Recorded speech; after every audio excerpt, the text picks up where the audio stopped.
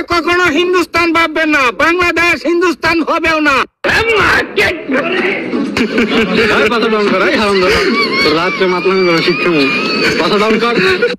मोदी के बच्चा सुन ले, मैं बांग्लादेशी है, पाकिस्तान मेरा भाई है।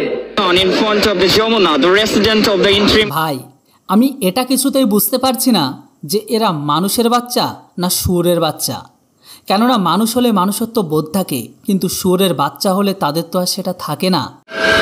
মালুর বাচ্চারা কি আসলে এইটাও বুঝে না? অত কি কোনো ধর্ম হইলো? হিন্দু ধর্ম, এটা কি কোনো ধর্ম হইলো? कहना क्या चाह रहे हैं भाई आप? যেই ধর্মের মধ্যে একটা প্রাণী গরু তারা ভগবান মানা হয়, হ্যাঁ, এটা কোনো ধর্ম হইলো? দেখ মাদারের বাচ্চা, হিন্দু ধর্মে গরুকে গোমাতা বলা হয়। তার কারণ কি জানিস? কেননা প্রাচীন যুগে গরু কৃষিকাজ থেকে শুরু করে তার দুধ, ঘি, গোবর, জ্বালানির অন্যতম উৎস। এমনকি গরু কৃষি জীবনে অনেক বড় একটা ভূমিকাকে পালন করেছে। তাই গরুকে প্রাচীন যুগে থেকে আজ পর্যন্ত হিন্দুরা পুজো করে।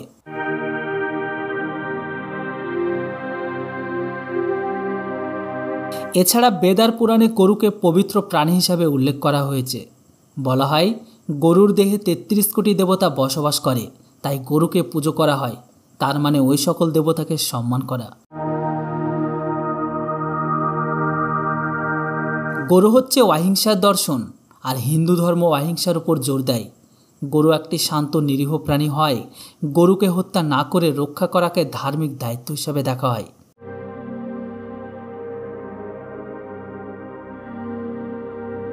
এবারের হিন্দুরা সরাসরি গরুকে ভগবান নয়, ভগবানের প্রতিনিধি বা আশ্রয় হিসাবে দেখে থাকে, তাই পুজো করে।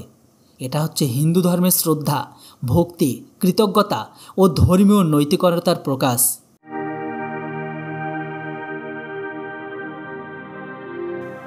এছাড়াও ছোট জন্মানো একটা শিশুকে দুধ খাওয়ানোর জন্য কোনো মার স্তনে যদি সেটা না থাকে, তাহলে সেখানকার ডাক্তাররা রেকমেন্ড করে যে গরুর দুধকে খাওয়াতে সেই বাচ্চাটিকে। কেননা এই পৃথিবীতে অনেক প্রাণীর তো দুধ হয়, কিন্তু সেখানে শুধুমাত্র বাচ্চাদেরকে সেই অবস্থায় গরুর দুধটাই একমাত্র মায়ের পর স্থান পায়। সেই জন্য গরুকে মা রূপে দেখা হয়। কেননা কোনো মা যদি তার সন্তানকে স্তন থেকে দুধ দিতে না পারে, তাহলে গরুর দুধকে খাওয়ায়। সেই জন্য আমরা গরুকে মাতৃরূপেও পূজা করি। হয়তো সেই গরুর দুধ আপনাদের বাচ্চাদেরকেও খাওয়ান। এবারে মুসলিম ধর্মে সাধারণত দরগায় চাদরকে চড়ানো হয়, আমিও দেখেছি। তাহলে ওখানেও কি মানুষ দেখে চাদরকে চড়ানো হয়? তা তো নয়, ওটাও কিন্তু একটা ভক্তির শ্রদ্ধা। মানুষ বিশ্বাস করে তাই চাদর চড়ায়। যেই ধর্মের মধ্যে একটা প্রাণী গরু তারা ভগবান মানা হয়, হ্যাঁ, এটা কোনো ধর্ম হইলো? ওই প্রাণীর গোমূত্র খাওয়া লাগে, এসব কোনো ধর্ম হইলো? দেখ ভাই, খাওয়া দাওয়া, বিশ্বাস, ভক্তি, শ্রদ্ধা এগুলো মানুষের বংশগত বা ডিএনএগত প্রায়। হ্যাঁ, আমরাও দেখেছি অনেক ইসলাম পড়া গ্রহণকারী ব্যক্তিকে উটের গাড়ের ভেতরে হাত ঢুকে মহব্বতের জুস খেতে। তাহলে কি আমরা বলবো যে সমস্ত ইসলাম পড়া গ্রহণকারী ব্যক্তি উটের গাড়ের ভেতরে হাত ঢুকিয়ে মহব্বতের জুস খায়? আমাদের ধর্মে অনেক হিন্দু বিশ্বাস করেন যে গরু একটা পবিত্র প্রাণী। গরুর কাছ থেকে প্রত্যেকটা জিনিস হচ্ছে মূল্যবান, যেমন দুধ, গোবর, মূত্র, পুণ্য, এমনকি উপকারী। গরুর মূত্রকে গোমূত্র বলা হয়, এমনকি অনেক ক্ষেত্রে এটি পুজোর সময় কিংবা ধর্মীয় রীতিতে ব্যবহার করা হয়। কিছু গোষ্ঠী মানুষ বিশ্বাস করেন যে গোমূত্র পান করলে পাপ কমে, এমনকি আত্মিক শুদ্ধি ঘটে। আয়ুর্বেদিক মতে গোমূত্রে অ্যান্টিব্যাকটেরিয়াল ও অ্যান্টিসেপটিক গুণ রয়েছে। কিছু আয়ুর্বেদিক গোমূত্র মিশিয়ে দেওয়া হয়, কিংবা গোমূত্র সরাসরি পান করার উপদেশ দেওয়া হয়। কিন্তু মানুষ এখনও বিশ্বাস করেন, তাই গোমূত্রকে পান করেন।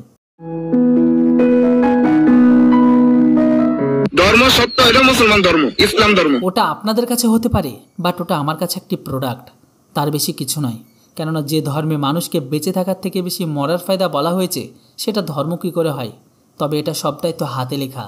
তবে এখানে যার যেটা ব্যক্তিগত মতামত। তাছাড়া ছোটোবেলা থেকে আমাদের শেখানো হয় যে নিজের ধর্মকে সম্মান করতে, তার সাথে সাথে অন্য ধর্মকে সম্মান করতে। তোর ভাগ্য ভালো তুই বাংলাদেশ থেকে বলছিস। যদি হিন্দুস্তানে যদি হতিস, তাহলে তোর বিচিতে ঘুঘুর বেঁধে তোর পেছনে এমন মারা হতো, পাড়া প্রতিবেশী সেই ঘুঘুরের আওয়াজ শুনে বলতো, দেখ ভাই ঘুঘুর নাচ হচ্ছে।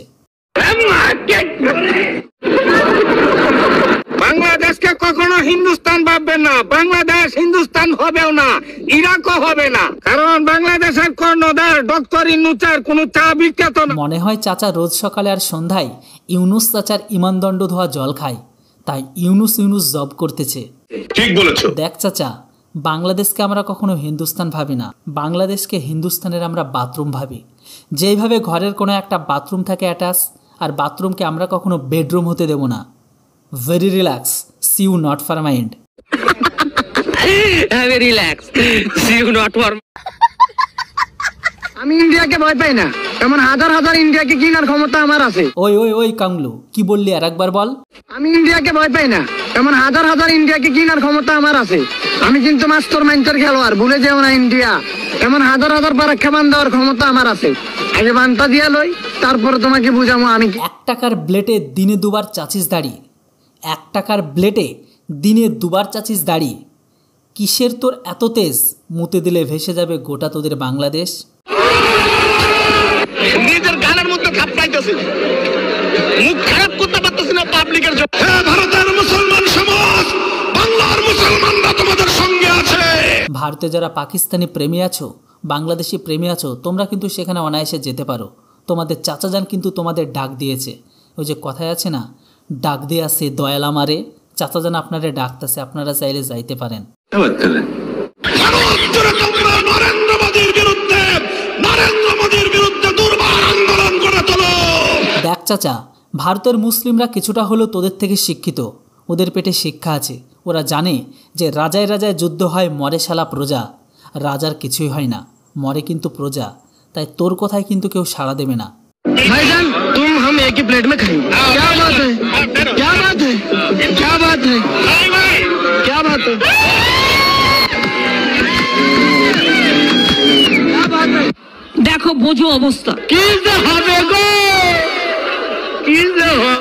পাকিস্তান বাংলাদেশ যুদ্ধের সময় ইন্ডিয়া কিছু সহযোগিতা করে আমাদের বিভিন্ন জায়গাগুলো দখল করে নিয়েছে, কলকাতা সহকারে। ইন্ডিয়া পাকিস্তান যুদ্ধ করবে, আমরা বাঙালিরা যুদ্ধ করার জন্য নামবা, আমাদের যে জায়গাগুলো নিয়ে গেছে ওগুলোর জন্য। হ্যাঁ, বাংলাদেশিরা খায় কম বলে বেশি। ভারত দখল করা তো দূরের কথা, একবার ভারতে ঢুকে দেখ, হামাগুড়ি দিয়ে তোকে বাংলাদেশে পাঠাবে আমাদের বিএসএফ জওয়ানরা।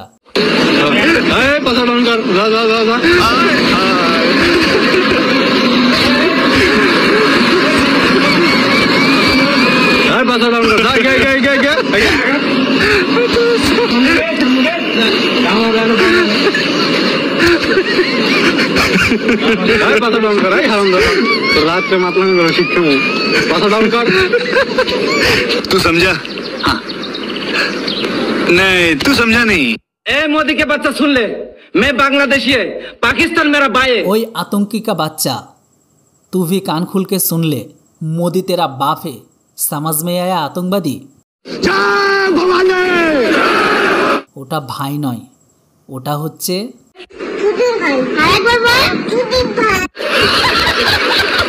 ভারতকে স্মরণ করিয়ে দিতে চাই, বাংলাদেশের উপরে দাদাগিরি করেছেন হাসিনা থাকা অবস্থায়। अच्छा পাকিস্তানের সাথে দাদাগিরি করলে আপনার 20টা পাকিস্তান ভেঙে ফেলার সক্ষমতা। এরাই হচ্ছে পাকিস্তানের বীজে জন্ম নেওয়া মাল। তাই এদেরকে আমরা বলি সান অফ বীজ। 1971 সালে পাকিস্তানের অত্যাচার এদের দেশের নাম পাল্টেছে ঠিকই, কিন্তু এদের চরিত্র আর পাল্টায়নি। কেননা একটা দেশের মানুষের নাম, চেহারা, পোশাক, ব্যবহার সব পাল্টানো যায়, কিন্তু তাদের রক্তের মধ্যে যে স্বভাব বা গুণ ছিল সেটা কখনো বদলানো যায় না, আর না তাদের কখনো চরিত্রকে পাল্টানো যায়। যেভাবে আজকে পাকিস্তানের অবস্থা, ঠিক এদেরও হতে চলেছে সেম অবস্থা। হাতে বাটি নিয়ে ভিক্ষা করবে দেশের ঘরে ঘরে, যে আল্লাহকে নাম পার কুছ দে দে বাবা। আল্লাহর রাস্তায় কিছু ভিক্ষা দেন। যদি ভারতীয় বিনিয়োগ বন্ধ হয়ে যায় তাহলে বাংলাদেশের অবস্থা সত্যিকারের অর্থে আফ্রিকার কোন দেশের থেকেও খারাপ হয়ে যাবে।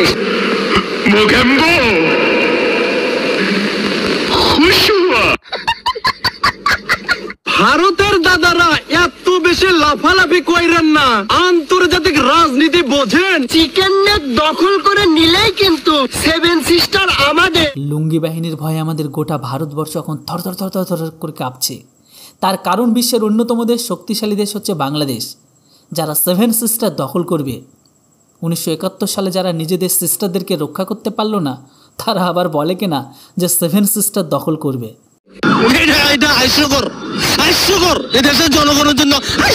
ইন্ডিয়া যদি আমাদের যুদ্ধের ভয় দেখায় তাহলে আমরা জুম্মার নামাজ দিল্লিতে আদায় করব ইনশাআল্লাহ। গাছে কাঁঠাল গোফে তেল, শালা ভিখারি বলে দিল্লিতে সে খাবে বেল। আরে ভিখারি, ওটা হচ্ছে ইউনুস চাচার দেশ, আর এটা হচ্ছে মোদি সাহেবের দেশ। ভাই আগে তুই ঠিক কর যে তুই আছলা বাস নিবি না গোটা ঝাড়ের বাস। দিল্লির মাটিতে আবারও একদিন কালিমার পতাকা। ভাই আমি এটা কিছুতেই বুঝতে পারছি না যে পড়ি নাকি পড়া। In front of the Jamuna, the resident of the interim government. This protest already started and numbers of supporters from National Congress Party. আপনি যদি বুঝতে পেরেছেন তাহলে কিন্তু কমেন্ট করে জানান। ये बड़ी अच्छी बात कही है। যাই হোক, ভালো থাকবেন। আবারও দেখা হবে পরবর্তী একটি নতুন ভিডিওতে বাংলাদেশিদের রোস্ট করতে। ততক্ষণে আপনারা সবাই সুস্থ থাকবেন, ভালো থাকবেন। আর চ্যানেলটিতে প্রথম হয়ে থাকলে অবশ্যই ভিডিওটিকে লাইক করে চ্যানেলটিতে নতুন হলে সাবস্ক্রাইব করবেন। Thanks for watching. জয় হিন্দ, বন্দে মাতরম।